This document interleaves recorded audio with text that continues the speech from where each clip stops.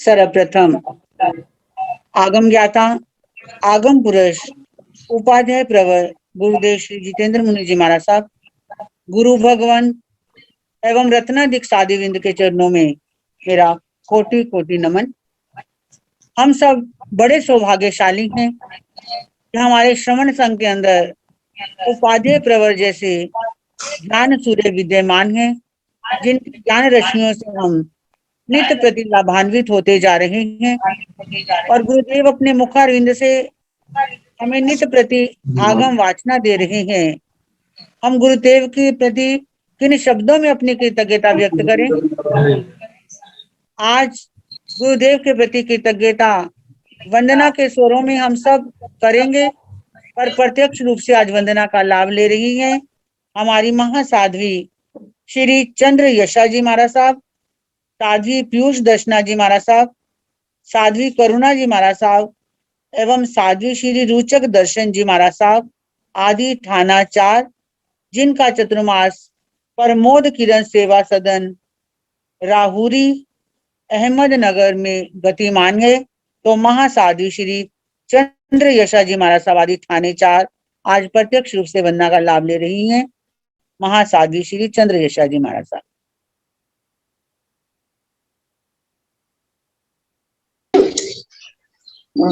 तो उधर से नहीं होगा अच्छे से।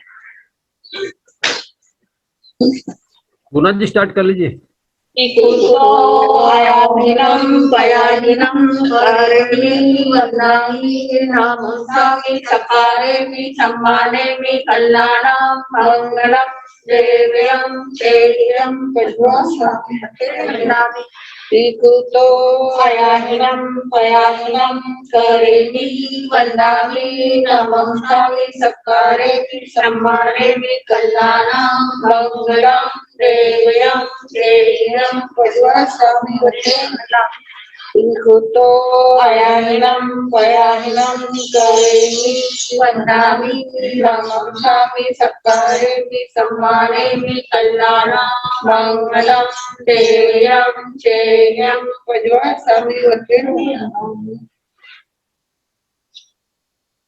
ये आगम वासना जो गुरुदेव के मुखारविंद से हम नित्य प्रति ले रहे हैं, ये आगम वासना निर्विघ्नता से चलती रहे, इसके लिए प्रतिदिन तपश्चर्या गतिमान है। और कल यानी रविवार 22 तारीख को जो तपश्चर्या थी उनके नाम है महासाध्वी परवर्तनी श्री रमेश कुमारी जी महाराज साहब, महासाध्वी श्री संतोष कुमारी जी महाराज साहब और महासाध्वी श्री क्षमा कुमारी जी महाराज साहब, जिनका व्रतों का वर्षी तप चल रहा है। और जो परवर्तनी श्री रमेश कुमारी जी महाराज साहब की दोनों सुशिष्याएं हैं, श्री संतोष कुमारी जी महाराज साहब और श्री क्षमा जी महाराज साहब। अगली तपश्चर्या है साध्वी श्री करुणा जी महाराज साहब। अगली तपश्चर्या श्रमणी गौरव डॉक्टर श्री सुनीता जी महाराज साहब की सुशिष्या साध्वी श्रुति जी महाराज साहब, जिनका आज व्रत है, कल यानी 22 तारीख को व्रत था। महासाध्वी श्री रिद्धिमा जी महाराज साहब की शिष्या साध्वी श्री आराध्या जी महाराज साहब एवं साध्वी श्री पदम श्री जी महाराज साहब, जिनके कल तपश्चर्या चल रही थी और आज यानी 23 तारीख की तपश्चर्या है महासाध्वी श्री विजय प्रभा जी महाराज साहब की सुशिष्या साध्वी श्री विद्या श्री जी महाराज साहब। प्रवचन प्रभाविका महासाध्वी श्री सुयश प्रभा जी महाराज साहब की सुशिष्या प्रवचन प्रभाविका महासाध्वी श्री सुयश प्रभा जी महाराज साहब, सुशिष्या उप प्रवर्तनी महासाध्वी श्री कैलाशवती जी महाराज साहब। तीसरी तपश्चर्या साध्वी श्री आराधना जी महाराज साहब, सुशिष्या उप प्रवर्तनी महासाध्वी श्री कैलाशवती जी महाराज साहब। अगली तपस्या महासाध्वी श्री उषा जी महाराज साहब, सुशिष्या उप प्रवर्तनी महासाध्वी श्री सुमित्रा जी महाराज साहब। अगली तपश्चर्या महासाध्वी श्री वीर कांता जी महाराज साहब के साध्वी परिवार से। अगली तपश्चर्या उत्तर भारतीय परिवर्तनी श्रमणी सूर्या डॉक्टर श्री सरिता जी महाराज साहब की सुशिष्या घोर तपस्वनी महासाध्वी डॉक्टर श्री शुभा जी महाराज साहब का उपवास। उपाध्याय प्रवर अनुयोग प्रवर्तक पूज्य श्री कन्हैया लाल जी महाराज कमल के शिष्या तपो केसी श्री संजय मुनि जी महाराज साहब। अगली तपश्चर्या उप प्रवर्तनी महासाधु श्री रमेश कुमार जी महाराज साहब, प्रवचन भास्कर श्री संतोष कुमार जी महाराज साहब के साधु परिवार से आई मिल है। अगली तपश्चर्या महासाधु श्री रिधिमा जी महाराज साहब की शिष्या वैरागन सरस्वती जैन एवं वैरागन खुशी जैन। इस तरह आज कुल 10 तपश्चर्या आइमिल और व्रतों के रूप में हमारे संघ के अंदर आगम वासना की निर्विघ्नता के लिए चल रही है। तो सबको बहुत बहुत साधुवाद, बहुत बहुत अनुमोदना करती हूँ और सबकी सुख साता पीछा भी करती हूँ। और मैं गुरुदेव उपाध्याय परवर आगम ज्ञाता श्री जितेंद्र मुनि जी महाराज साहब से कर बहुत अनुरोध करूंगी कि हे गुरुदेव अपनी ज्ञान रश्मियों से हमें लाभान्वित करने का प्रयास करें। उपाध्याय परवर गुरुदेव श्री जितेंद्र मुनि जी महाराज साहब।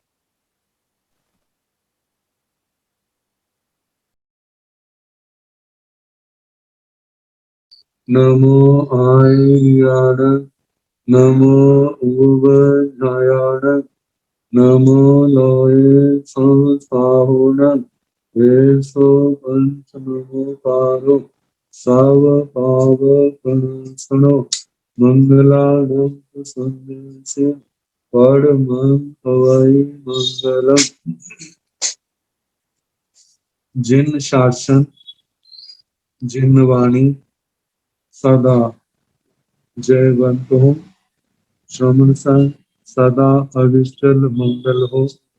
मुक्ति को प्राप्त श्रवण भगवान महावीर स्वामी उनकी परम पावन कल्याणी भागवती वाणी वाचक प्रमुख श्री इंद्र भूति गौतम आदि गंधर्व भगवान जुग प्रधानाचार्य परम पूज्य श्री सुधर्मा स्वामी जी महाराज, उनकी परम पावन पाठ परंपरा वर्तमान आचार्य ध्यान योगी परम पूज्य श्री शिव मुनि जी महाराज एवं गुरुजन सबकी पावन चरण स्रोतों में मेरा अनंत अनंत बार वंदना नमस्कार।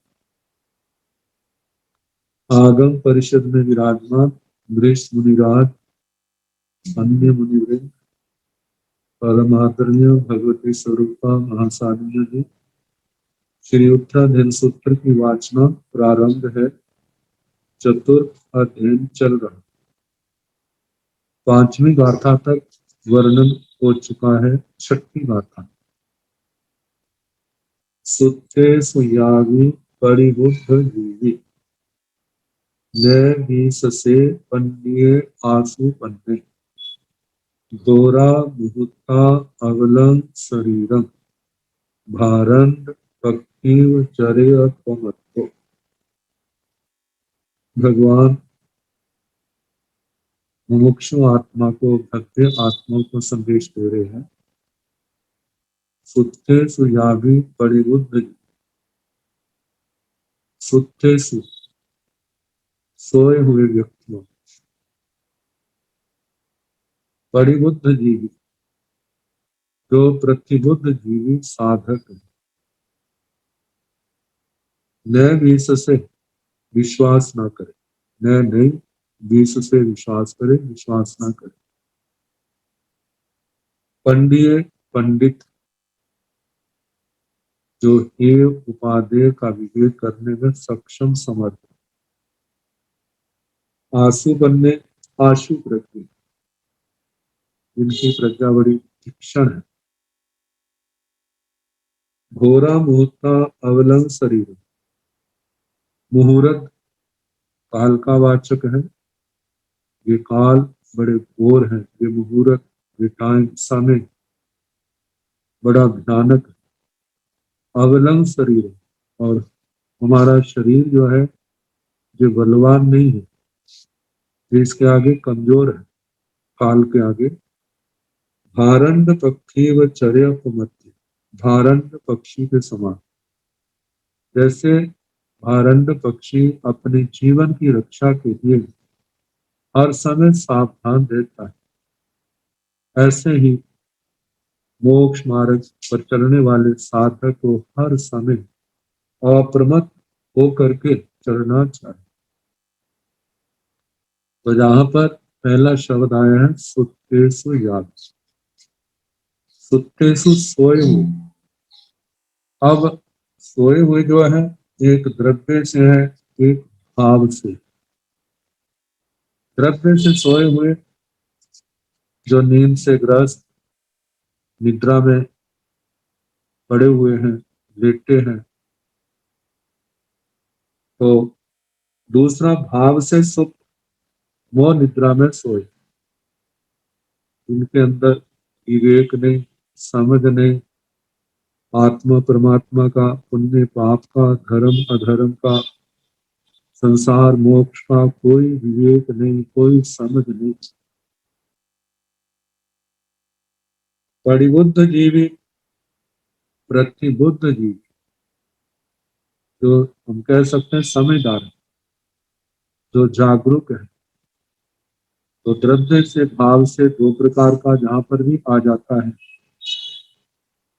द्रव्य से जागता है, संसार की अपेक्षा से संसार पक्ष में जो अपने हित अहित को पहचानता है, उसका संसार का हित परिवार को लेकर, धन दौलत को लेकर, जमीन जायदाद को लेकर के इनके संबंध में जागरूक है, ये द्रव्य से है।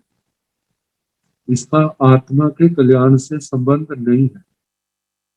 तो कहा जैसे संसार के सोए हुए व्यक्तियों में वो जागरूक व्यक्ति जो है विश्वास ना करे। क्यों? यदि वो विश्वास करेगा तो धोखा खा जाएगा, क्योंकि लौकिक नीति में कहा है अविश्वस्ते न विश्वसेत। इसको आप जानते नहीं है, जो आपका विश्वास पात्र नहीं है उसके ऊपर विश्वास ना करें। विश्वस्ते च, और जो विश्वस्त है उस पर अति विश्वास ना करें। पता नहीं कब किसकी चित्त वृत्तियां परिवर्तित हो जाएं और आपको धोखे का सामना करना पड़े। इसलिए सावधान रहे। ये तो संसारी पक्ष है, अध्यात्म में पक्ष, वहां पर जो मोह निद्रा में सोए हुए हैं उन लोगों की बातों पर नए विश्व से विश्वास ना करे। यदि उनके ऊपर विश्वास करेगा धोखा खा जाएगा। हो सकता है संयम से ही हाथ होने पड़े, मोक्ष मार्ग से विचलित होना पड़े। तो इसलिए कहा कि प्रतिबुद्ध जीवी अध्यात्म पक्ष से कौन है? जो संयम मार्ग में गतिशील है, जो अपने चारित्र, अपने ज्ञान में, दर्शन में, चारित्र में, तप में जागरूक है, अप्रमत्त है। फिर 10वीं कालिक सूत्र की चोलिका में जो गाथा आई थी, जस तेरी सा जोग घी इंद्रिय स धीम स पुरुष नित्यं तमाहु लोहे परिबुद्ध जीवी सो जीवाई संयम पज्जवेन। जस तेरी सा जोग जी इंद्रिय स, जस जिसके तेरी सा ऐसे संयम प्रधान और संयम में अप्रमत्तता जिनके जीवन में, ऐसे जिनके योग है। जी इंद्रिय सब, जो जितेंद्रिय है, जिसने अपनी इंद्रियों को जीत लिया है। भीम आओ, जो धैर्य का धनी है, एकदम विपरीत परिस्थितियां आने पर विचलित नहीं होता है। सपुरुष नित्यम, सत पुरुष के, उस पुण्य आत्मा, उस महापुरुष के नित्यम सदा ऐसे धर्म के योग बने रहते हैं। तमाहु लोहे परिबुद्ध जीवी, वही अपने लक्ष्य के प्रति जो जागरूक है उसी को लोक में प्रतिबुद्ध जीवी कहा जाता है। सो जी आई संयम पज्जवेण, वही संयम की पर्यायों से जीवित है। यदि ऐसी जागरूकता नहीं है तो जितनी जितनी जागरूकता की कमी होगी उतना उतना असंयम का दोष उसके जीवन में आएगा और उसके मोक्ष मार्ग के प्रति गति में मंदता, धीमापन भी उतना ही आता जाएगा। तो कहा जो प्रतिबुद्ध जीवी जागरूक है इस मोक्ष मार्ग में, वह सुत्ते सुजावी, इन सोए हुए संसार के प्राणियों में, मोह निद्रा में सोए हुए प्राणियों में न विश्व से उनमें विश्वास ना करे। आगे फिर दो विशेषण और ऐसे महान साधक के कहे हैं, पन्निये आंसू पन्ने, वह साधक प्रतिबुद्ध जीवी होने के साथ साथ पंडित है। पंडित का मतलब जिसको हेय उपादेय का ज्ञान है, सच्ची समझ है, जो मोक्ष मार्ग संसार मार्ग इनको जानता है, जीव अजीव आदि तत्वों का विशेष ज्ञाता है, संसार मार्ग मोक्ष मार्ग को अच्छी तरह समझता है, मेरी आत्मा का हित किसमें है किसमें नहीं है, जिसको हम कह सकते हैं जो परिज्ञात कर्मा है, जिसने छह काया के जीवों की हिंसा को कर्मबंध का कारण समझ करके परित्याग कर दिया है, छोड़ दिया है, जिसने अपने जीवन में अहिंसा आदि महाव्रतों को धारण किया है, छह रात्रि भोजन का त्याग किया है, पांच समिति तीन गुप्ती का सम्यक पालन करता है, जति धर्म की आराधना करता है, और कहा परिचय और उपसर्गों को सहने में अपना पूर्ण प्रयास करता है। ऐसा साधक जो पंडित है, आशु आशु पन्ने आशु प्रज्ञ, जिसकी प्रज्ञा बड़ी तीक्ष्ण है, एकदम कैसी परिस्थितियां आ जाए उनका सामना करता है और अपने निर्णय लेता है, निर्णय लेने में सक्षम है और अपने संयम मार्ग में आगे बढ़ता है। ऐसा आशु प्रज्ञ पंडित प्रतिबुद्ध जीवी जो है, कहते इस प्रमाद के ऊपर प्रमाद से ग्रस्त लोगों के ऊपर, इन मोह निद्रा में सोए हुए लोगों के ऊपर विश्वास ना करे, और साथ में ये भी कहा ये इंद्रियों के विषय जो है जहाँ पर इन पर विश्वास ना करे। क्यों ना करे? क्योंकि आत्मा विश्वास करता है ये इंद्रियों के विषय, जिस संसार के लोग मेरे को मिलेंगे तो मैं सुखी हो जाऊंगा, ऐसा सोचना ऐसा मानना अज्ञानता है, मोह मूढ़ता है। क्योंकि इन इंद्रियों के विषयों से आज तक ना किसी की तृप्ति हुई है, ना किसी की संतुष्टि हुई है, लेकिन अनमोल जो जीवन जरूर उसका हार गया है, मुझे समाप्त हो गया है। संयम से मोक्ष मार्ग से हाथ धोने पड़े हैं। जो मोह से ग्रस्त लोग हैं उनके बातों में भी ना आए, उनकी बातों में आकर के अपने संयम में प्रमाद ना करे। तो आगे फरमाया है, कहते ऐसा करने से क्या होगा? कहा दिन हमारे जीवन के अनमोल क्षण प्रतिपल क्षीण होते जा रहे हैं, और ये शरीर जो है इस काल का सामना करने में समर्थ नहीं है। हमारा शरीर कमजोर है और ये काल जो है ये महा भयानक है। इस काल के आगे बड़े बड़े चक्रवर्ती सम्राट, जहाँ तक के देवलोकों के इंद्र, वो भी एक दिन इस काल के प्रवाह में बह गए। तीर्थंकर भगवान भी है, जिस समय इस काल के प्रवाह में एक दिन जब आयुष्य कर्म समाप्त हो जाता है तो उनको भी सब कुछ छोड़ के आगे चलना होता है, लेकिन उनका जीवन पूर्ण अप्रमत्तता वाला होने के कारण वे एक एक क्षण को, समय को धर्म आराधना के द्वारा, संयम तप की उत्कृष्ट आराधना के द्वारा सफल बनाते हुए संसार सागर को पार करते हैं। वो हमारे आदर्श हैं। हमें भी उन्हीं के अनुसार अप्रमत्त जीवन जीने का अभ्यास करना है। तो कहा जो नहीं करते हैं तो बाद में उनको पश्चाताप दिलाने का ही अनुभव करना पड़ता है। तो कहा जा रहा है कि ये हमारा शरीर अवलम शरीरम, ये शरीर कमजोर है, पूरा मुहूर्त ये मुहूर्त ये काल क्या है, बड़ा भयानक है। इसका सामना करने में कोई भी संसारी जीव समर्थ नहीं है। भारंड पक्षी व चर्यापमर्तो, जैसे भारंड पक्षी हर समय अपने जीवन के प्रति हर समय सावधान रहता है, प्रमाद में नहीं आता, इसी प्रकार ये मोक्ष मार्ग का पथिक मुमुक्षु आत्मा भी अपने मार्ग में अप्रमत्त होकर के विचरे। भारंड पक्षी का वर्णन यहाँ पर भी दृष्टांत दिया है। वसुदेव हिंदी में बड़े विस्तार के साथ वर्णन आता है भारंड पक्षी का, और भी कई ग्रंथों के अंदर इस पक्षी का वर्णन आता है, जो आता नहीं है वर्तमान में। ऐसा कहा जाता है इसकी 3 टांगे होती हैं, एक शरीर होता है, पेट एक होता है, इनमें से और जीव के अंदर 2 होते हैं।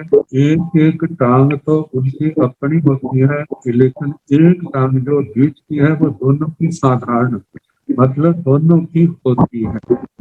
और उसके संबंध में कहा जाता है कि भारंड पक्षी एक मुख से भोजन करता है और दूसरे मुंह से रुक जाता है। और दूसरे मुख से करने लगे तो पहला मुख रुक जाता है, क्योंकि यदि दोनों मुख से खाने लग जाए तो उसकी मृत्यु निश्चित है। आपस में दोनों एक दूसरे का ध्यान रखते हैं, तो जब भी एक मुख खाएगा दूसरा खा रहा होगा तो रुक जाएगा, दूसरा खाने लगेगा तो पहला रुक जाएगा। जैसे उस पक्षी को, आरंभ पक्षी को अपने जीवन की सुरक्षा के लिए हर समय सावधान रहना पड़ता है, इसी प्रकार इस मुमुक्षु आत्मा को भी अपने संयम जीवन की रक्षा के लिए हर समय सावधान रहना होगा। हर समय सावधान रहेगा तो उसका संयम जीवन सुरक्षित रहेगा। यदि सावधानी उसकी इस मोक्ष मार्ग में हटी, संसार के लोगों के प्रति उसका ध्यान गया, तो जितना ध्यान जाएगा उतना ही क्या होगा, वो मोक्ष मार्ग से भटकने की संभावना पूर्ण रूप से होगी। कहा है जैसे अपने जीवन की रक्षा के लिए भारंद पक्षी हर समय सावधान रहता है, ऐसे ही मुमुक्षु आत्मा अपने मोक्ष मार्ग में हर समय सावधान रहे, अप्रमत्त जीवन जिए, प्रमाद को छोड़े, प्रमाद से पीछे हटे। इस गाथा का भावार्थ जहाँ पर कथाओं में, मतलब इस सूत्र की टीका में अगड़ दत्त का कथानक दिया है। अगड़ दत्त घर की परिस्थितियों से निकल पड़ा है, तो एक दिन ख्याल आया मैंने कुछ भी सीखा नहीं, इसलिए मेरे को ठोकरें खानी पड़ रही। योग्य गुरु की शरण में पहुंच गया। उत्साही बालक था, 72 कलाओं का ज्ञान सीखा और उसमें शस्त्र अस्त्र जितनी भी कलाएं थी इनमें विशेष निपुणता पाई। अब इतना ज्ञान सीखा है, इसका लाभ कैसे होगा? किसी राजा का आश्रय मिले तो मेरा जीवन खुशहाल हो सकता है। ऐसा सोचकर अपने गुरुजी की आज्ञा लेकर राजसभा में गया और उसने अपने कला के जौहर, अपनी कला के संबंध में सब दिखाया।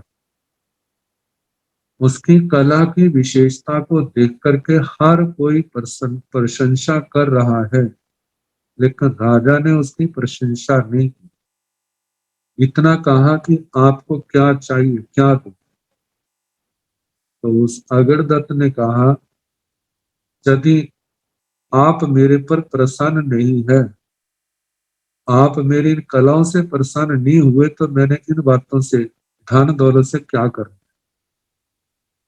कहा जाता है उसी समय नगर की जनता के कुछ प्रमुख लोग आए और उन्होंने कहा कि महाराज, हमारे नगर में रोज चोरियां हो रही, लेकिन चोर का कोई पता नहीं चल रहा।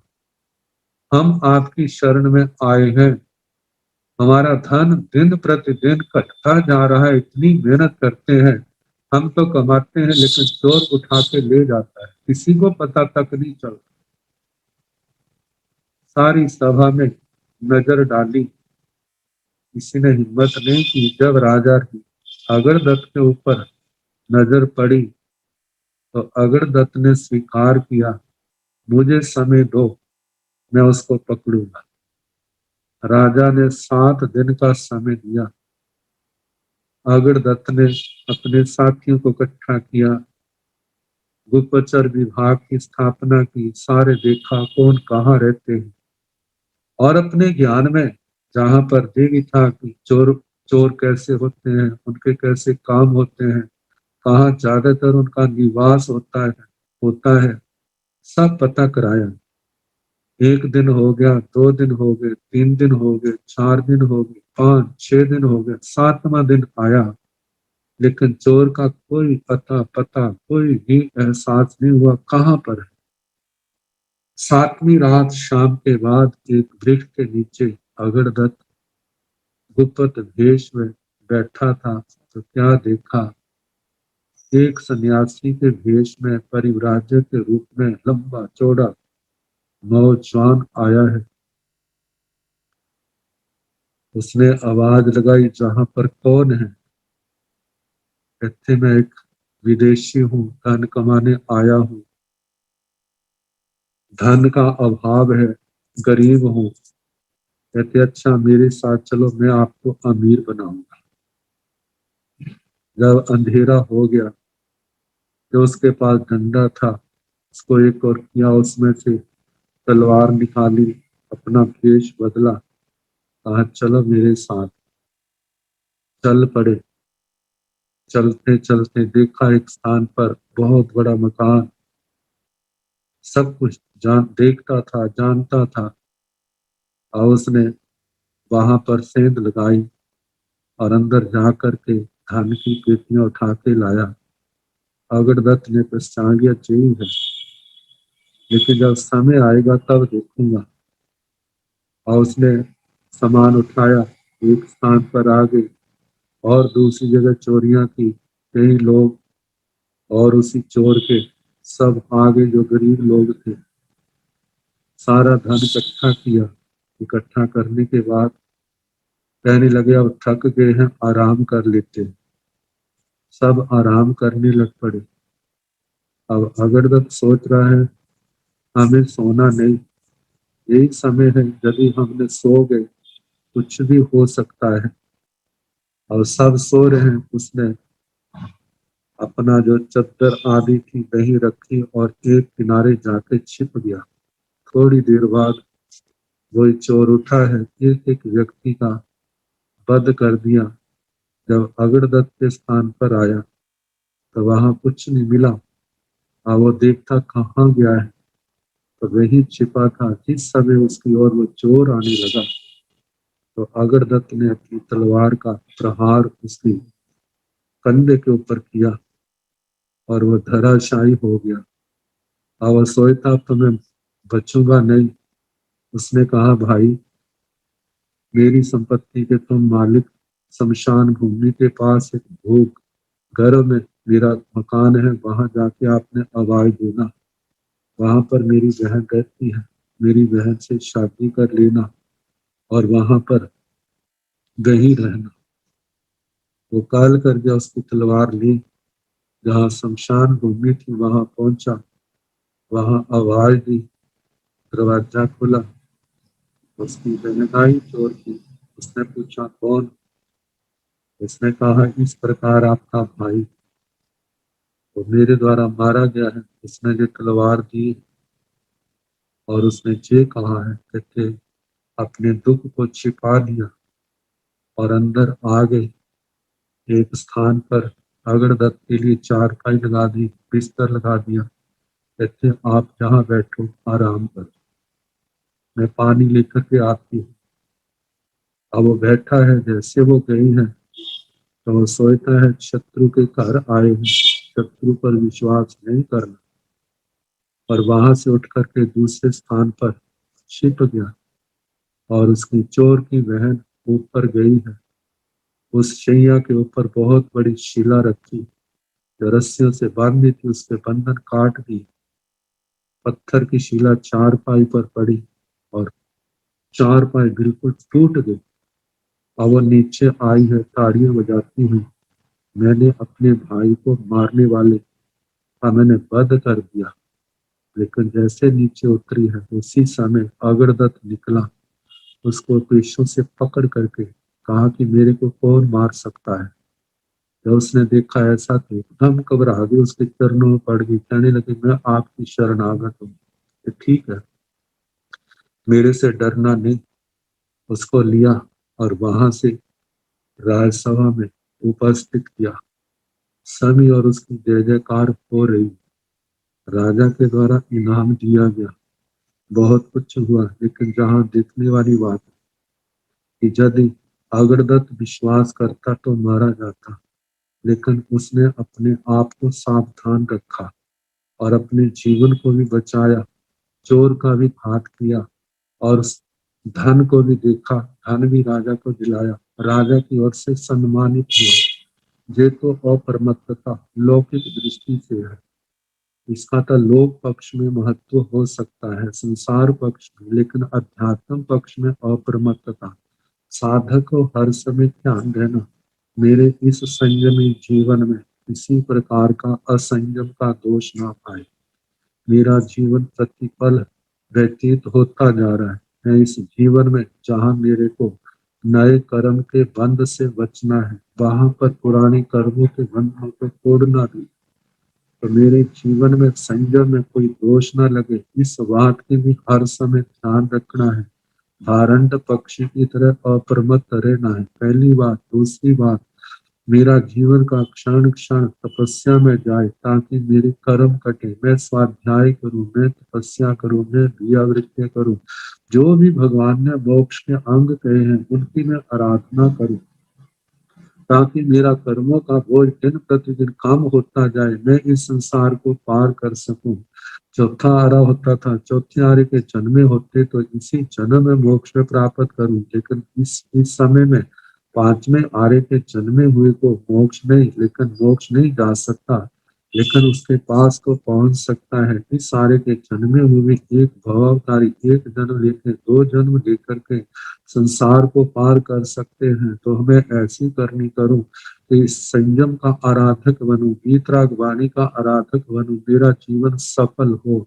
तो ये कैसे होगा? ये अप्रमत्तता से ही होगा।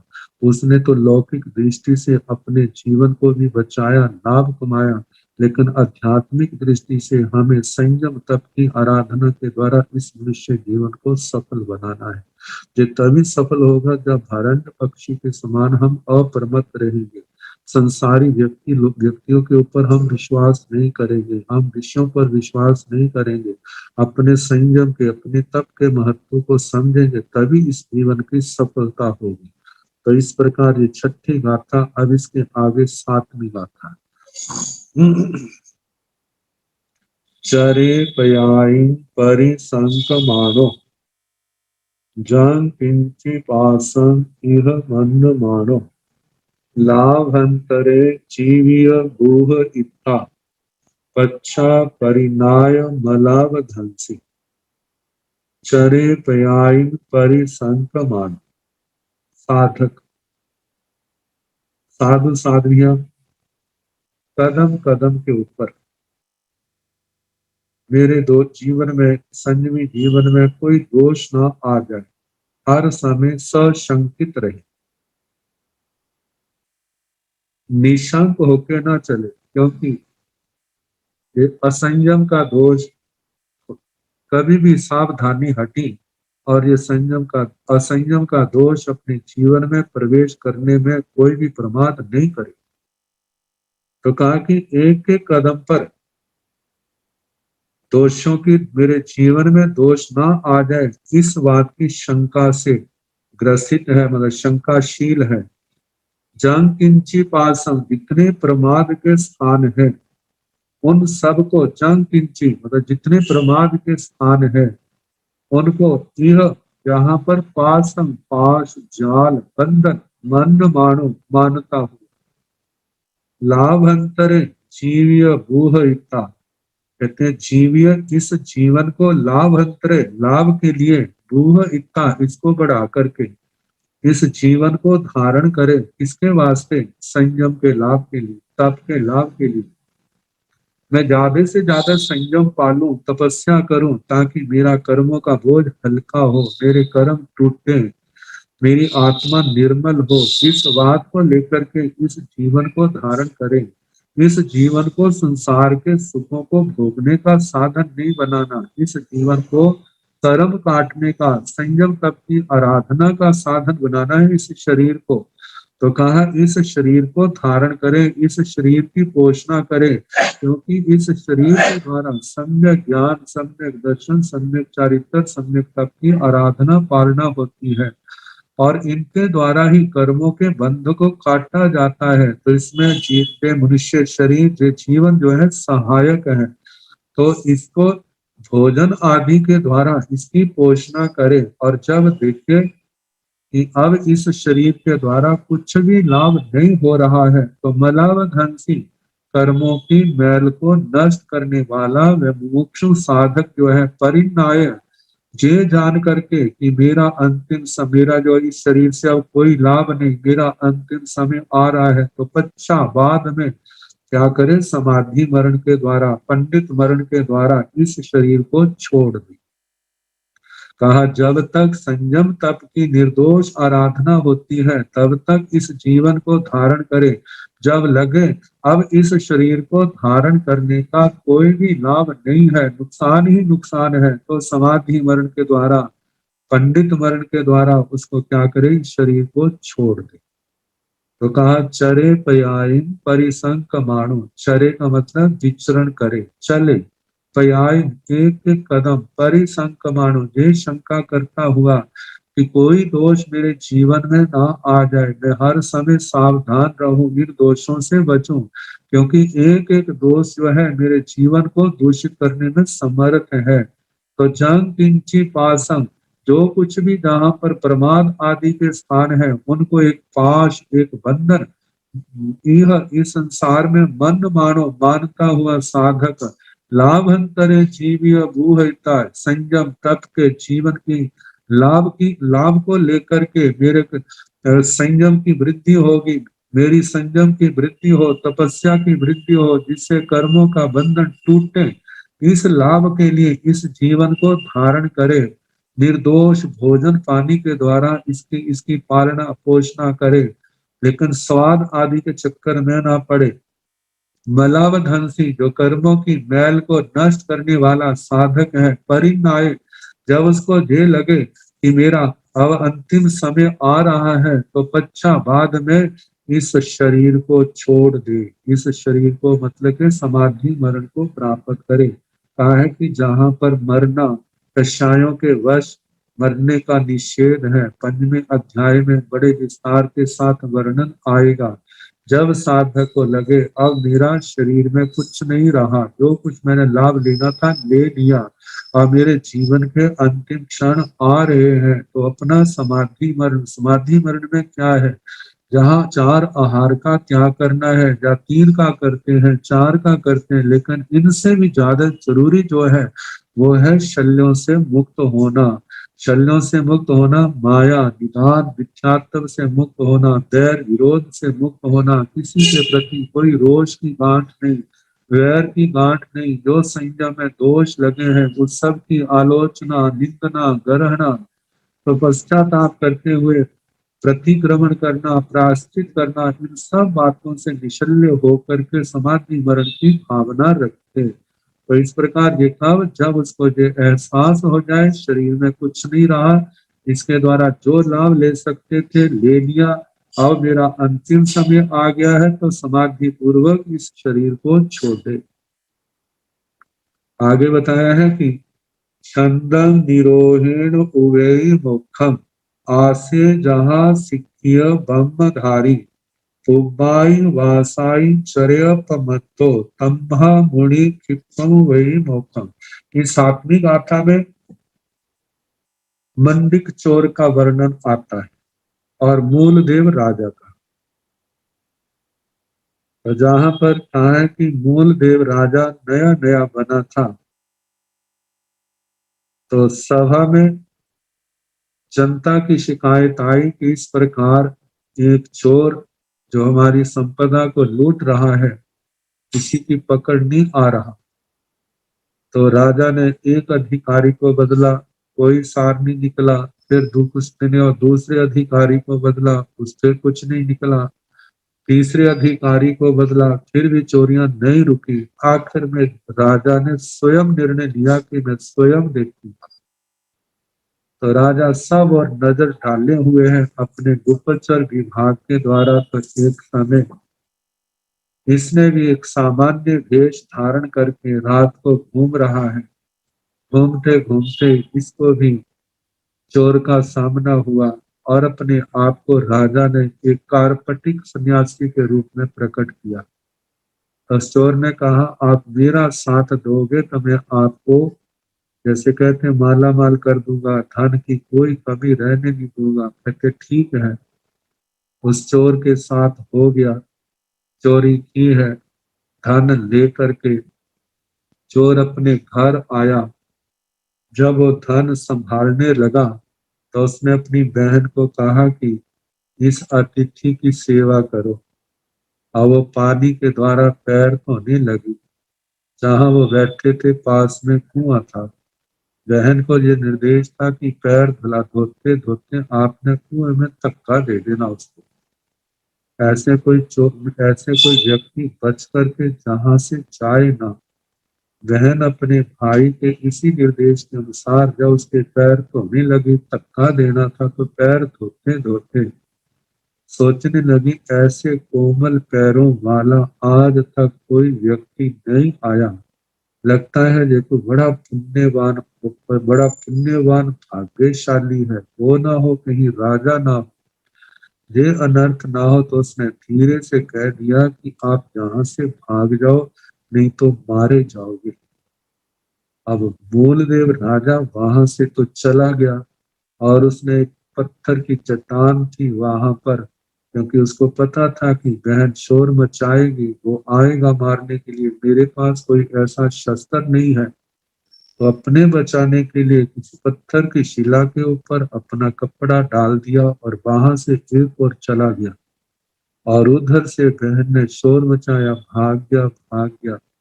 वह तलवार लेके पीछे भागा है। देखा कि ये पत्थर की चट्टान, जो जहां पर बैठा उसने तलवार का प्रहार किया, लेकिन वहां देखा कुछ भी नहीं।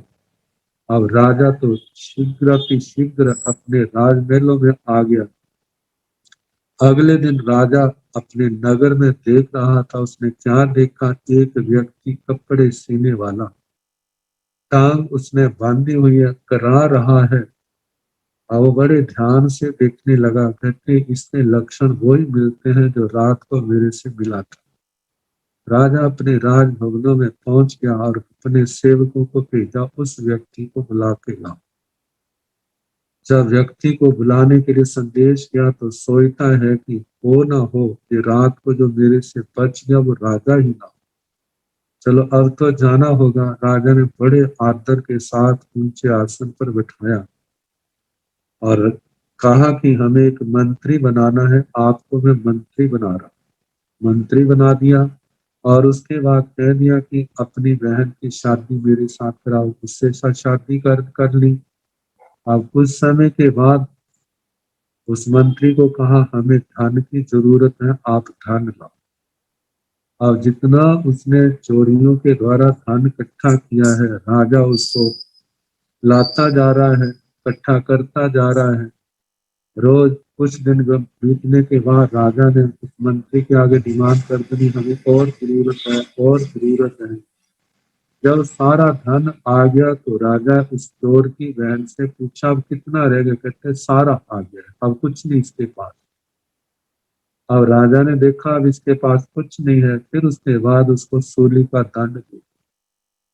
अब जहां पर कहा है कि राजा ने उस चोर को मंत्री के रूप में धारण किया, बड़ा आदर देता था, लेकिन जब तक उसको धन मिलता रहा तब तक तो आदर दिया। जब देखा अब इसके कुछ भी मिलने वाला नहीं है तो उसको क्या कर दिया, सूली पर लटका दिया।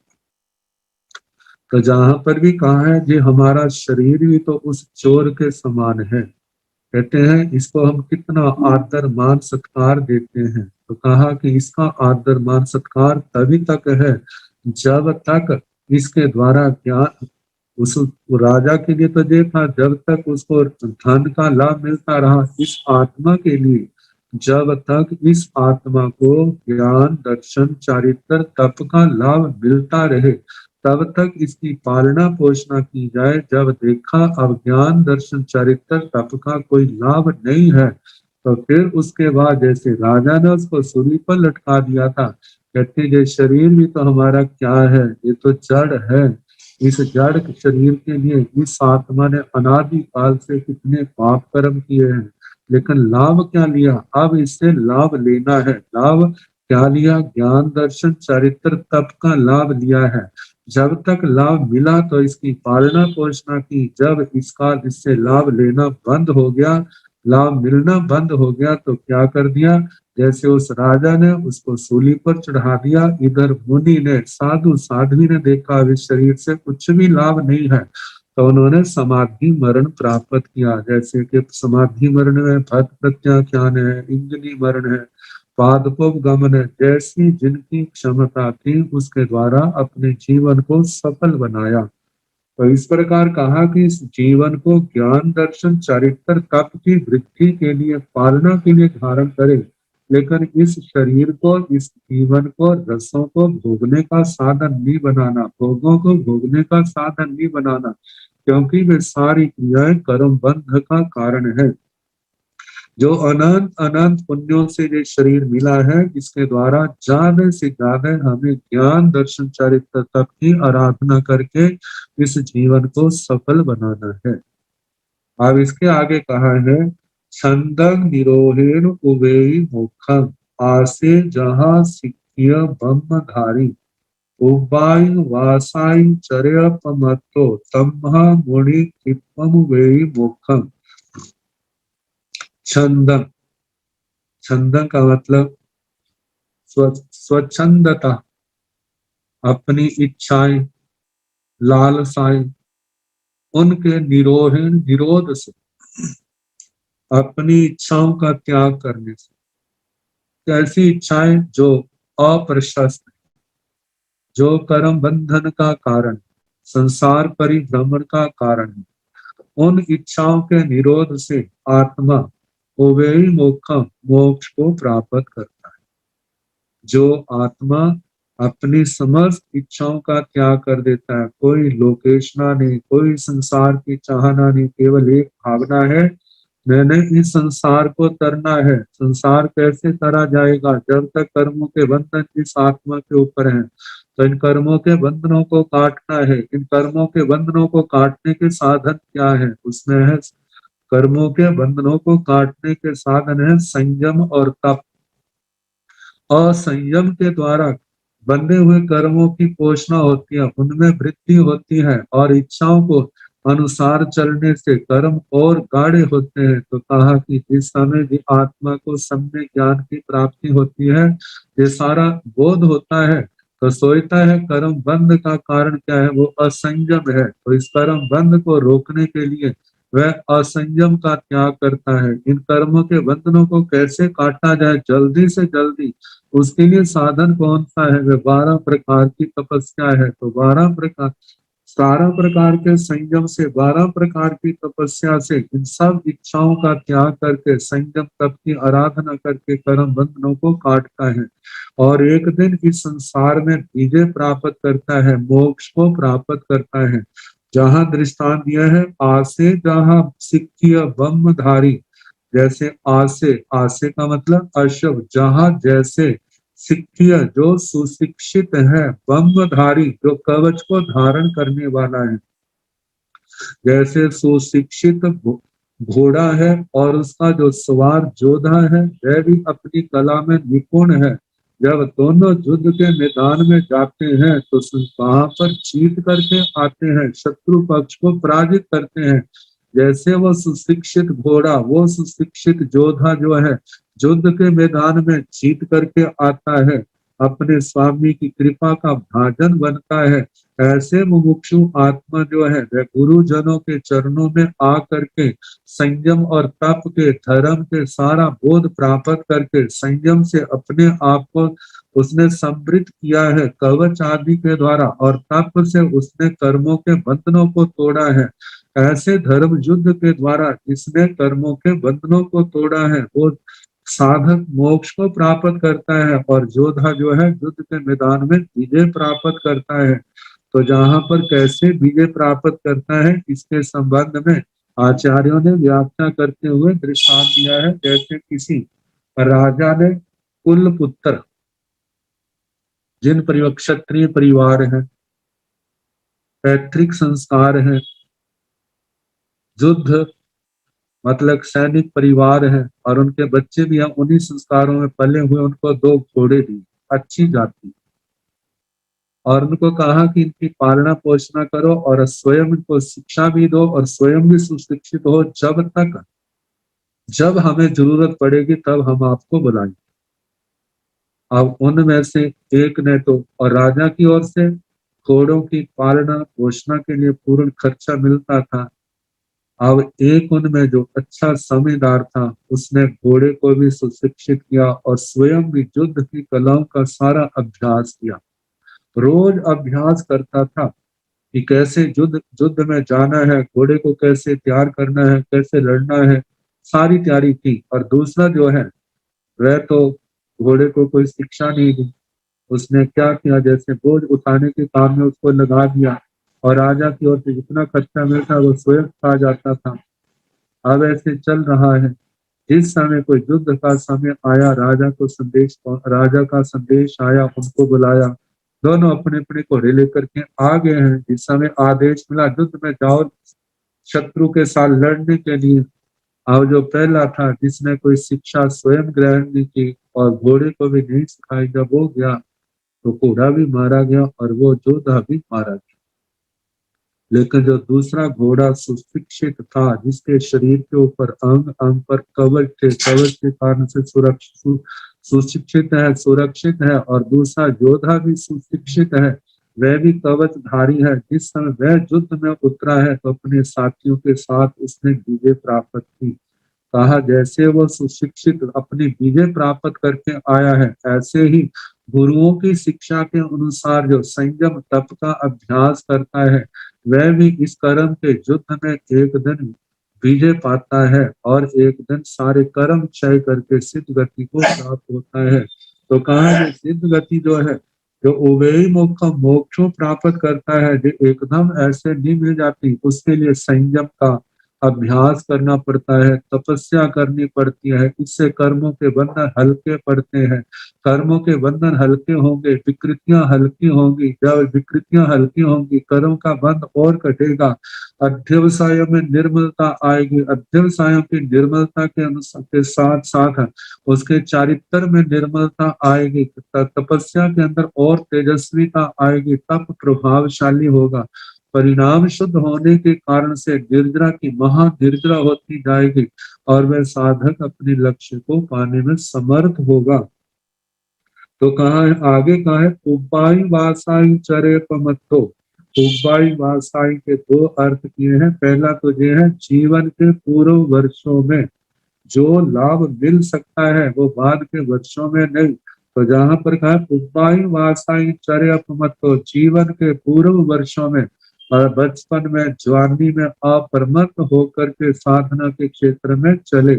जो ऐसे चलता है तम्हा, इस कारण से मुनि जो है क्षिप्रम वही मोक्ष, वह क्षिप्र जल्दी ही मोक्ष को प्राप्त करने वाला होता है। तो जहां पर एक तो ये कहा जीवन के पूर्व वर्षों में, लेकिन जो संयम दूसरा अर्थ है, संयम जो है वो पूर्वों की आयु तक है। जैसे कहा जाता है कि संयम के लिए कम से कम 8 वर्ष की आयु हो, ज्यादा से ज्यादा करोड़ पूर्व की आयु है। करोड़ पूर्व तक की आयु वाले के संयम है। करोड़ पूर्व से यदि किसी की आयु का एक समय भी ज्यादा है तो उसके भाग्य, उसके जीवन में संयम नहीं है, क्योंकि करोड़ पूर्व तक की आयु वाले को संख्यात वर्ष की आयु वाला कहा जाता है। तो संख्यात वर्ष की आयु वालों के जीवन में संयम की संभावना है। जो असंख्यात वर्ष या करोड़ पूर्व से एक समय भी ज्यादा है, उसकी गणना जुगलियों में हो जाती है। तो जुगलियों में होने के कारण से जुगलियों के जीवन में साधु जीवन तो क्या, वहां पर तो श्रावक जीवन भी नहीं है। तो कहा है कि ऐसे करोड़ पूर्व तक कितने भी पूर्वों की आयु क्यों न लंबी हो, तो कहा उसको अपना सौभाग्य समझे कि मेरे को ज्यादा समय तक संयम पालने का लाभ मिला। इस दीर्घ जीवन में मैं अपने लक्ष्य को बड़े आराम से पाने में सफल हो सकता हूँ। तो ऐसे धैर्य पूर्वक पूर्व वर्षों तक भी यदि आज संयम पालन करे और वो भी अप्रमत्तता पूर्वक और अपने लक्ष्य को प्राप्त करे। जो पूर्वों तक की आयु तक जो जीव संयम पालन करता है, वह क्षिप्रम उभय मोक्षम, वह मुनि जो है जल्दी ही मोक्ष को प्राप्त कर लेता है। पूर्व शब्द की परिभाषा करते हुए कहा है, 84 लाख वर्षों का एक पूर्वांग होता है। 84 लाख वर्षों का एक पूर्वांग होता है और 84 लाख पूर्वांगों का एक पूर्व होता है।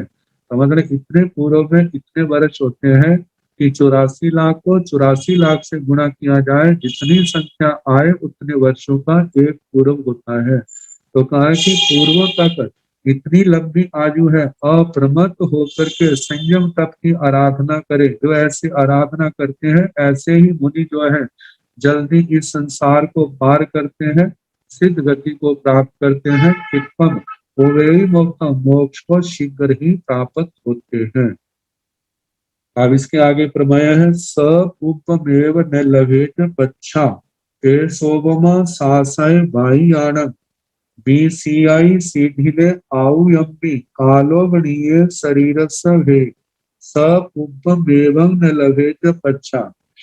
अब जहाँ पर भगवान कहते हैं जो जीवन के पूर्व हिस्से में लाभ लिया जा सकता है ना, वो बाद के जीवन में नहीं, क्योंकि बचपन में है, बुद्धि कुशाग्र है, बहुत कुछ सीखा जा सकता है। जवानी है, उसके अंदर निर्दोष संयम तप की आराधना, तपस्या की आराधना, सेवा आदि के द्वारा हम कितना धर्म लाभ प्राप्त कर सकते हैं।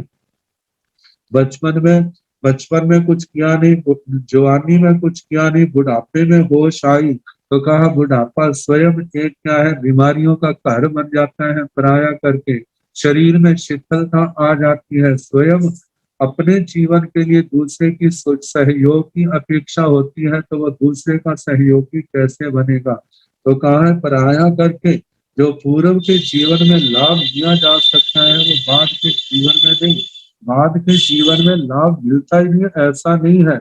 कितनी आत्माएं ऐसी हैं जिन्होंने बाद में भी संयम लिया और अपनी आत्मा का कल्याण किया, लेकिन ऐसों की संख्या कम है। लेकिन पूर्व अवस्था में जिन्होंने संयम लिया है वह शास्त्र स्वाध्याय बहुत कुछ कर सकते हैं, गुरुओं की सेवा कर सकते हैं, संयम तप का अभ्यास करके अपने जीवन को सफल बना सकते हैं। तो जो पूर्व अवस्था में लाभ की संभावना है वो बाद की अवस्था में इतनी लाभ की संभावना नहीं है।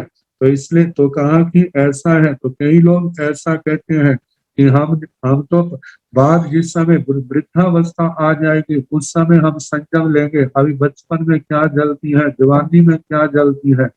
कहते हैं जब बुढ़ापा आएगा तब ना, यदि पहले ही यदि आयु के क्षण पूर्ण हो गए तो फिर आप क्या करोगे, फिर थके हुए व्यक्ति के समान ही होगा कि अरे हमने सोचा तो कुछ था लेकिन हमें पहले ही इस जीवन को छोड़ करके जाना पड़ रहा है, हमने तो कुछ भी नहीं किया। तो ऐसे व्यक्ति ने अपने जीवन को हार दिया। और दूसरी बात कही है भाई आनंद, जो कहते हैं कि हम बाद में संयम का लाभ लेंगे, बाद में इंद्रियों का निग्रह करेंगे, बाद में विषयों का निग्रह करेंगे, जब बुढ़ापा आ जाएगा तो कहा ये लोग तो वो ही कह सकते हैं जो ये कहते हैं हम शाश्वतवादी हैं, हमारे मृत्यु आएगी नहीं, जब हमारी निरुपक्रमी आयु है, हमारे जीवन में कोई बीमारी आदि दुर्घटना हमारे जीवन को प्रभावित नहीं करेगी, ये वही लोग कह सकते हैं। लेकिन जिनको पल का भी भरोसा नहीं है और पल के बाद आज क्या होगा कल क्या होगा कुछ भी जानकारी नहीं है, ऐसे व्यक्ति ऐसी निश्चयकारी भाषा नहीं बोल सकते। वो जागृत आत्मा तो सोचता है जितनी जल्दी हो सकता है मैं इस प्रमाद में मैं जीवन को छोड़ूं और अप्रमत्त जीवन को साधना को अपनाऊं, संयम तप की आराधना करके मैं अपने जीवन को सफल बनाऊं। लेकिन जो लोग प्रमाद करते हैं अपने जीवन को गवाते हैं उनके लिए कहा है कि बीसीआई सीढ़िले आऊ यम्मी, जिस समय आयु के बंधन शिथिल हो जाते हैं, सीढ़िले मतलब शिथिल, आऊ यम्मी आयु के शिथिल होने पर बीसीआई वे विषाद को प्राप्त होते हैं, वो दुखी होते हैं।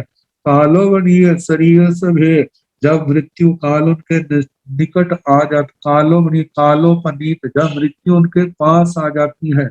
आगे शरीर सब है जब इस आत्मा का और स्थूल शरीर का भेद होने लगता है, जब मृत्यु का समय आता है तो फिर वो कहता है कि मैंने तो अपना जीवन ऐसे गवा दिया, मैंने कोई ऐसी कमाई नहीं की, मैंने कोई धर्म नहीं किया, संयम तप की आराधना नहीं की।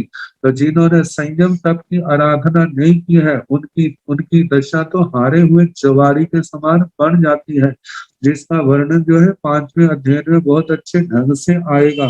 तो कहा अब उसके हाथ में केवल पश्चाताप ही रहता है और जिन्होंने अपना जीवन संयम पूर्वक जिया है, तपस्या का लाभ लिया है, गुरुजनों की सेवा की है, संघ की सेवा की है, और उनका जीवन सफल होने पर मानो मृत्यु के क्षण आ भी जाते हैं तो उनको किसी प्रकार की चिंता फिक्र ऐसा कोई आरत नहीं होता। वो सोचते हैं इस जीवन में जो कुछ हम कमा सकते थे हमने वो कमाई की है, धर्म की कमाई की है, अपने जीवन का लाभ उठाया है।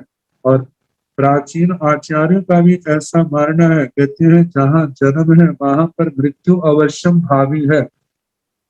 इस मृत्यु को कोई रोक नहीं सकता है, लेकिन जिन्होंने अपने जीवन को संयम तप की आराधना के द्वारा सफल बनाया है उनके लिए मृत्यु जो है महोत्सव बन जाती है। और जिन्होंने अपने जीवन को विषयों के अंदर फंस करके, वैर विरोध में फंस करके, मतलब आरंभ समारंभ हिंसा आदि 18 पापों में गवाया है, ऐसे जीवों के लिए मृत्यु जो है महाशोक का कारण बन जाती है। प्यारे देखो हमें इतना अच्छा जीवन मिला था, कितना अच्छा होता हम भी भोगमय मार्ग को छोड़ करके संयम के मार्ग को स्वीकार करते और अपना हमारा जीवन सफल होता, लेकिन हमने ऐसा कुछ नहीं किया। नहीं करने के कारण से धर्म से दूर रहे, संयम तप से दूर रहे, संत साधु सती से दूर रहे। अब हमारे को कैसे ऐसे निराश होकर के जाना पड़ रहा है। अब उनको ऐसा पश्चाताप जिसको शब्दों की सीमा के अंदर बांधा नहीं जा सकता। तो इसलिए कहा जाता है कि जिस समय मृत्यु आती है ऐसे लोगों को जिन्होंने अपने जीवन को प्रमाद में जिया है उनको पश्चाताप विषाद करना पड़ता है, लेकिन अब कोई रास्ता उनको दिखाई नहीं देता।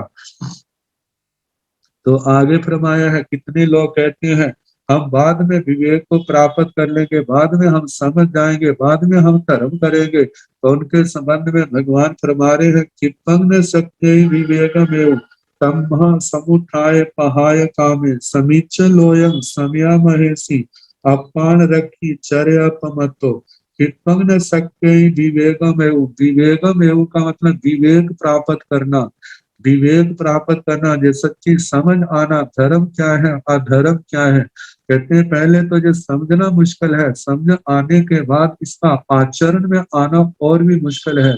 तो कहा जे जानना और आचरण करना जो है जे आसानी क्षिपंग नहीं सकती, जब क्षिपर नहीं होता, जिन्होंने अभ्यास किया होता है जब अंतिम समय आता है तो एकदम अपने आप को संभाल लेते हैं, सावधान हो जाते हैं, समाधि मरण को प्राप्त करते हैं। लेकिन जिन्होंने ऐसा अभ्यास नहीं किया है उनको शीघ्र विवेक की प्राप्ति नहीं होती, समझ की प्राप्ति नहीं होती। और कहा तम इसलिए समुठाय पहाय कामे, समुठाय का मतलब उठ करके, सम्यक प्रकार से उठ करके, पहाय कामे काम भोगों को छोड़ करके। कहते हैं सम्यक उठना किसका है, सम्यक उठना जो है जिसने पाप कर्मों का जो त्याग किया है वो सम्यक उठना है। धर्म को छोड़ना ये समझदारी नहीं, जो उठना नहीं है, धर्म पाप को छोड़ करके धर्म मार्ग में आना, इसको समुत्थान कहा है, सम्यक उठना कहा है। लेकिन धर्म के अंदर उठना कब होगा, धर्म के अंदर आत्मा कब आएगी, जब आत्मा काम भोगों की लालसाओं को, काम भोगों का परित्याग करेगा। ये नहीं है कि काम भोगों का भी सेवन करता जाओ और धर्म भी करता जाओ, दोनों बातें एक समय नहीं है। कहा काम भोगों का त्याग करोगे, मन से त्याग करोगे, तभी आप संयम और तप के मार्ग में सफलता पा सकोगे। यदि काम भोगों की लालसा को नहीं छोड़ते हैं, तब नहीं छोड़ने के कारण से आपकी आत्मा को इस संयम तप में लाभ भी मिलने वाली, सफलता मिलने की कोई संभावना नहीं है। वह पहले 10वीं कालिक सूत्र में भी यही कहा था, जिय कंते पिए बोए लथे विपिठी को बोई साहिर चाय भोय सेहू चाय पी बुच्चाई। जो काम प्रिय मनोगम आदि जितने काम भोग मिले हैं या नहीं मिले हैं, जिनके उसने परित्याग कर दिया है, नहीं थे तो उसकी इच्छा का त्याग कर दिया है, तो कहा ऐसी आत्मा को त्यागी कहा जाता है। तो जो आत्मा जिसने काम भोगों को छोड़ दिया है, छोड़ करके समुठाय ये संयम के मार्ग में, तप के मार्ग में सम्यक प्रकार से खड़े हुए हैं। और समीच लोयम समया महेशी, महेशी महर्षि, महान लाभ की जो ऐसा करे, महान लाभ कौन सा है, वह सिद्ध गति है। और महर्षि महान ऋषि है, महर्षि किसके कारण से, कोई संयम और तप की आराधना से, सम्यक ज्ञान दर्शन चारित्र तप की आराधना के कारण से वो महर्षि है। कहते हैं समया, समता से, समभाव से, समीचे लोयम, लोयम इस छह जीवनी काय लोक है, पृथ्वी काय, अप काय, तेजस काय, वायु काय, वनस्पति काय, त्रस काय, ये छह जीवनी काय के जो लोग जीव है, कहते हैं इनको अच्छी प्रकार से जान करके, समझ करके, अपान रखी चर्या अपमत्तो, अपनी आत्मा की रक्षा करने वाला साधक जो है चरम अपमत्तो, मतलब अप्रमत्त होकर के इस संयम मार्ग में विचरण करे। ये समझ करके जो मौका मिला है इसका संयम और तप की मैं ज्यादा से ज्यादा इसका अभ्यास करूं, आराधना करूं। ये संयम तप का अभ्यास ही जो मेरी आत्मा को निर्मलता देने वाला है, कर्मों के वचनों को तोड़ने वाला है और मेरी आत्मा को संसार से तारने वाला है। जहां पर कहा है कि जो ऐसा अभ्यास नहीं करते हैं, जब एकदम मौत आ जाती है ना, तो उस समय सोचते हैं मैं संसारा कर लेता हूँ, मैं ये कर लेता हूँ, ऐसा कर लेता हूँ, तो उनको इन भावों की प्राप्ति नहीं होती है। जहां पर आचार्यों ने एक दृष्टांत दिया है कि एक ब्राह्मण कुमार गुरुकुल में पढ़ करके अपनी समस्त विद्याओं में पारंगत होकर के राजसभा में गया। राजा ने उसकी इस विद्वता को देख करके बड़े प्रसन्न हुए और उनको इनाम दिया और इनाम दे करके अपनी राजसभा में राज पंडित के रूप में स्थापित कर लिया, रख लिया। अब उनके घर में इनकम बहुत होगी है, शादी होगी है, शादी होने के कारण से अब सारा ठीक अपना जीवन व्यतीत कर रहे हैं। अब उसकी पत्नी जो है, अब उस सुकुमार होने के कारण से परिश्रम जीवन में नहीं और सज धज के बैठना, सोने के हीरों के जो भी है, क्योंकि राजा की ओर से बहुत कुछ मिला है और पत्नी पहने रखती है। तो उसका पति जो है अपनी पत्नी को समझाता है कि भगवान हमारा गांव जो है देश के किनारे पर है, जहां पर चोरों आदि का उपद्रव होता है, तो इसलिए ना आप अपने आभूषणों को हर समय पहन के ना रखा करो। और वो कहने लगी जिस समय चोर आएंगे ना, मैं फटाफट अपने आभूषण क्या कर दूंगी, उतार दूंगी, उनको पता तक भी नहीं लगेगा। अब परिवार में समृद्धि तो काफी थी, खाना पीना दृश्य था और शरीर में स्थूलता आ गई, जब मोटापा आ गया है। अब आभूषण पहन करके घूमती है, घर में बैठी रहती है, चोरों की नजर पड़ी है और जब नजर पड़ी है सोचते हैं कि देखो इनके घर में आक्रमण करेंगे, चोरी करेंगे तो हमें कितना कुछ मिलेगा। गरीबों के घर जाते ना हमें कुछ मिलता है ना उनका भी नुकसान होता है। अब उन्होंने निर्णय करके एक रात को धावा किया है तो घर के ऊपर। अब जब घर के अंदर आ गई है और कोशिश करती है मैं इनको उतारूं, लेकिन शरीर फूलने के कारण से, मोटापा होने के कारण से ना तो उसके हाथ से सोने के कड़े निकलते हैं, ना उसके कानों से, ना नाक से, कठिनाई हो रही है।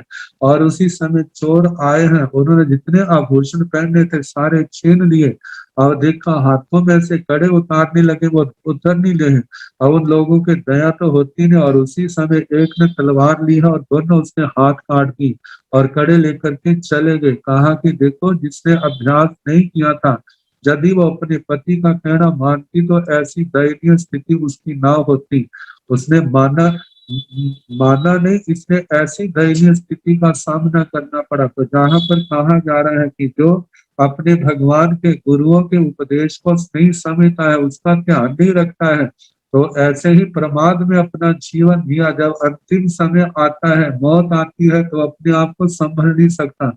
जब संभलता नहीं है तो उसको समाधि मरण की प्राप्ति नहीं होती। जब समाधि मरण नहीं मिला तो आत्मा की सदगति कहाँ से होगी, क्योंकि हमारी तो सदगति वही है जिसको संयम तप की आराधना करने से यदि समाधि मरण प्राप्त हो गया है तो समझना उसका जीवन सफल है। यदि उस समाधि मरण की प्राप्ति नहीं हुई तो ये जीवन की सफलता नहीं है। तो इसी प्रकार कहा जो गुरुओं की भगवान की आज्ञा में रहते हैं उसी के अनुसार बल पराक्रम का प्रयोग करके अपने जीवन को सफल बनाते हैं, ऐसे जीवों को ही उस पंडित मरण का, समाधि मरण का वर्ण होता है, प्राप्ति होती है। और जो प्रमाद करते हैं और अब वो क्या हो जाते हैं, अपने अपने लक्ष्य से चूक जाते हैं, अपने लक्ष्य से वंचित हो जाते हैं। और जहां पर ये दो दृष्टांत और दिए हैं, कहते हैं सेठ जो है उसने विदेशों में व्यापार चलता है, लेकिन जब वापिस आया है संपत्ति बहुत थी, उसने एक कन्या के साथ शादी की है और वहां पर उसको सारी शिक्षाएं दी और कहा कि अपनी रक्षा का ध्यान रखना।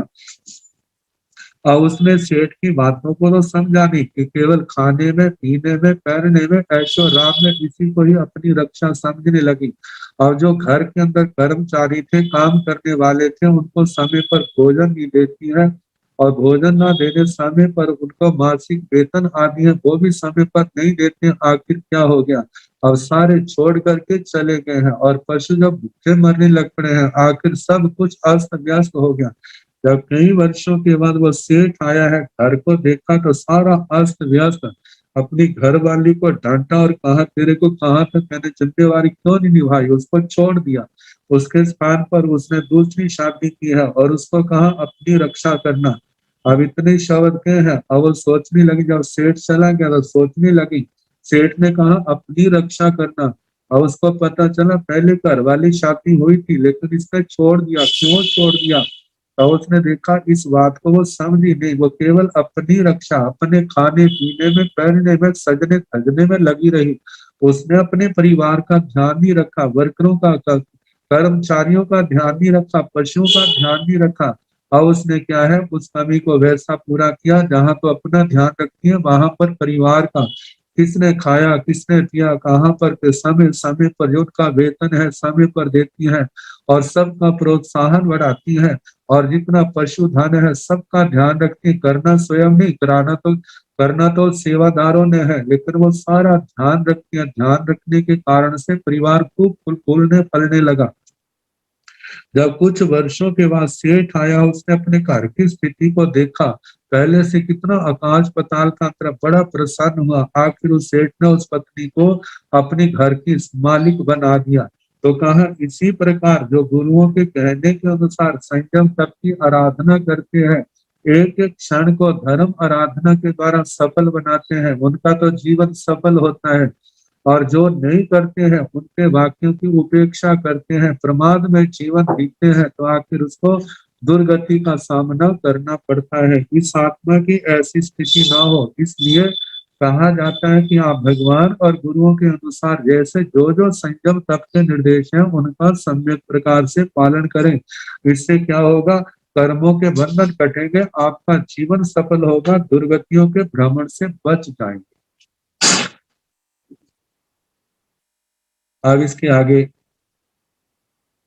11वीं गाथा, ये कल जैसे अवसर होगा कराएंगे। गुरुदेव उपाध्याय प्रवर आगम ज्ञाता श्री जितेंद्र मुनि जी महाराज साहब के मुखारविंद से हम आगम वाचना का लाभ लेते चले आ रहे हैं। आज भी गुरुदेव ने हमें बहुत अच्छी तरह समझाने का प्रयास किया। गुरुदेव, अब मैं आपसे करबद्ध प्रार्थना करूंगी कि आप हमें मंगल पाठ सुनाकर लाभान्वित करें। गुरुदेव उपाध्याय प्रवर श्री जितेंद्र मुनि जी महाराज साहब। नमो अरिहंताण, नमो सिंहाण, नमो आयर्याण, नमो वैधायाण, नमो लोये संसाहुण, हे सो पंच नमो कारो सब पावो कणो मंगलानंद सम्मिति परम भवै मंगलम। श्री चौतारी मंगलारि हंता मंगलम, सिद्धा मंगलम, साहु मंगलम, केवली नथा धम्मो मंगलम। चौतारी लोकोत्तम, हरिहंता लोकोत्तम, सिद्धा लोकोत्तम, साहु लोकोत्तम, केवली मनतो धम्मो लोकोत्तम। चौतारी शरणं प्रवज्जामि, हरिहंते शरणं प्रवज्जामि, सिद्धे शरणं प्रवज्जामि, 2 मिनट बाहर आ रहे हैं। साहु शरणं प्रवज्जामि, केवली मनतं धम्मं शरणं प्रवज्जामि। चार शरण सुख करने, दुख करने, मंगल करने और शरणा नहीं कोई, जो भव प्राणी आश्रय अक्षय। बहुत कृपा की गुरु जी।